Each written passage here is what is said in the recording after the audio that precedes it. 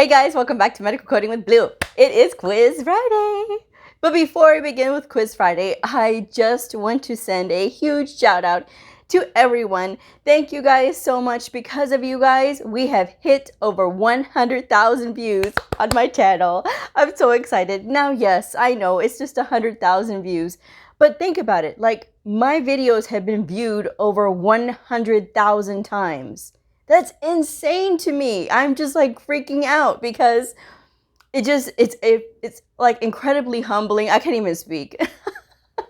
When I saw that today, I was like, oh my gosh, really?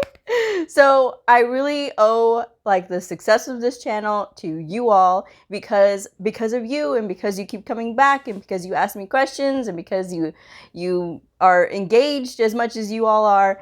I so appreciate it. It keeps this channel going, and I appreciate you more than I can ever say. And I only hope to continue to touch more people and to make more good content for everybody and to answer all of your questions and share my experience as a veteran medical coder. So I just want to say thank you guys, sincerely and truly. Thank you. Thank you. All right. So now let's go ahead and get into the questions. But first, my disclaimer always. I make these up myself. These are not official quizzes. I am just a veteran medical coder sharing the things that I know. And I write these in a way that I think will help coders to think critically and to get them to look at things differently when you are looking at different scenarios and things like that, because it's very important. Book coding and real world coding is going to look completely different, okay? Yes, the codes stay the same, but the way things are worded is going to be different when somebody else is writing them down or thinking them up, okay? So just keep that in mind. So like I said, I do these so that way you all can have some practice, work on your speed. If you are using the book, some people tell me that they use the encoder so they can practice with the encoder, which is fine too.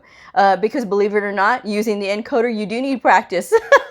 So anyway, but if you are working these in the book, make sure you work on your speed, okay?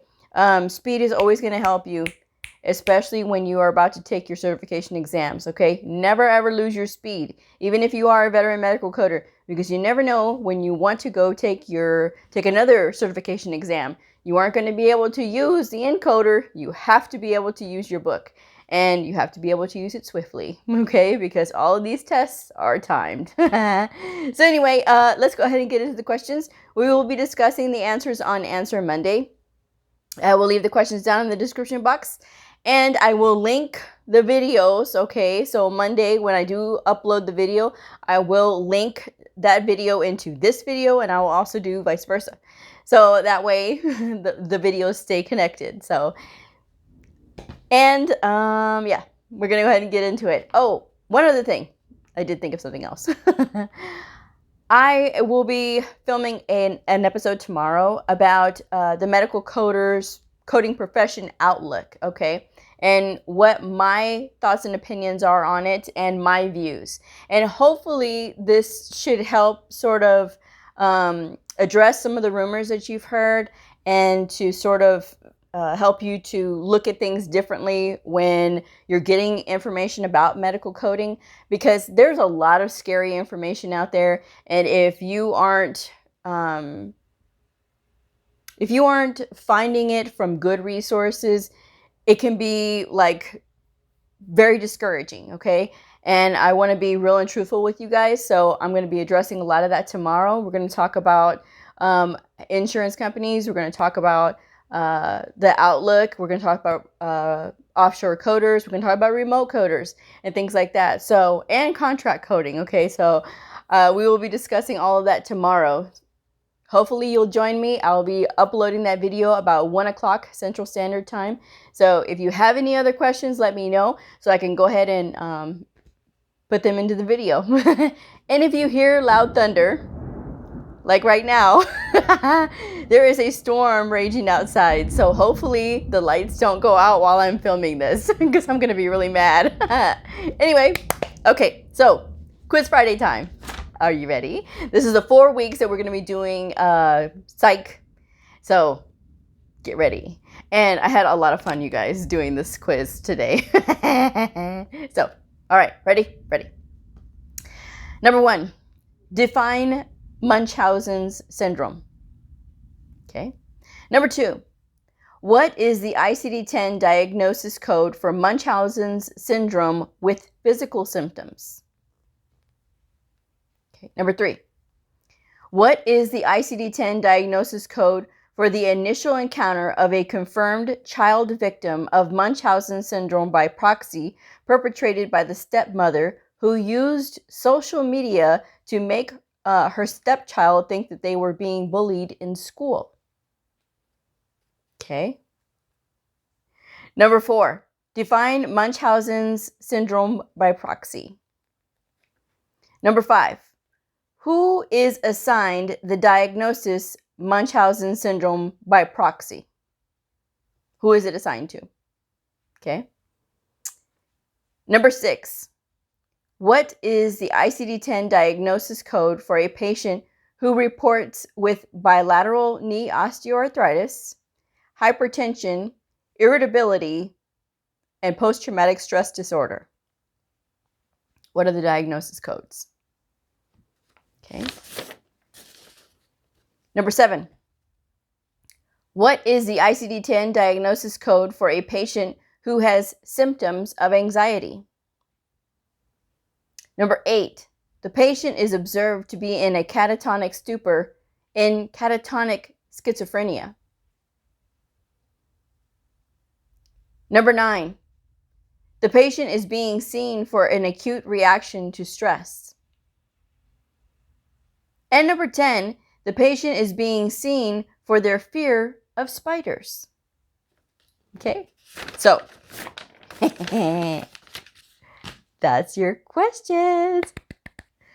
I'm very excited about this. Now, I was going to do like little snippets, like write them out of like what an encounter would be like for a psych encounter, but that's going to take a minute to do. And I'm probably, if I do that, it will probably be in a couple of weeks, and it probably won't be 10 questions like that. It'll probably be just 5. That way you guys can really look at the snippet. And so hopefully you'll be able to draw out what you need to draw out of it. Okay. I know that a lot of these is all diagnosis codes this time. Okay. And I did that on purpose because I want to focus on the diagnosis part first before we start getting into like the counseling codes, because the counseling codes is going to be something completely different. And I really want to talk about the counseling codes with you guys before we start just diving in and me giving the questions for those. Okay. So be looking out for those. I will be incorporating some of the other things that they do, not necessarily like in a counseling session, but something else that like they use to like control pain. Okay, like acupuncture and things like that. So I will probably be incorporating some of those procedures into the next few Quiz Fridays. So that way we can sort of change it up a little bit. I'm always trying to keep you guys challenged in these, and that it doesn't get boring. I don't ever want my quizzes to get boring on you guys. And I always, like I said, I always try to make sure that I include things on there that's all about the details. Okay, so make sure that you're picking up all the applicable diagnosis for all of the little questions that I just gave. So I can't wait. So I will be filming the answers, and I will upload the answers on Answer Monday at 1 o'clock Central Standard Time on Monday. Okay, because I'm going to go ahead and pre-film so that way I can just schedule it to be uploaded and you guys can see that ping. So thank you guys so much, and welcome again to all my new subscribers. I really appreciate you guys subscribing. It's very exciting. So I will see y'all on the next video. But if you are a medical coder a medical coding student, somebody curious about the fascinating world of medical coding, a provider or a nurse, I invite you to like and subscribe and follow me on my journey in medical coding. Okay, I will see y'all on the next video. Bye!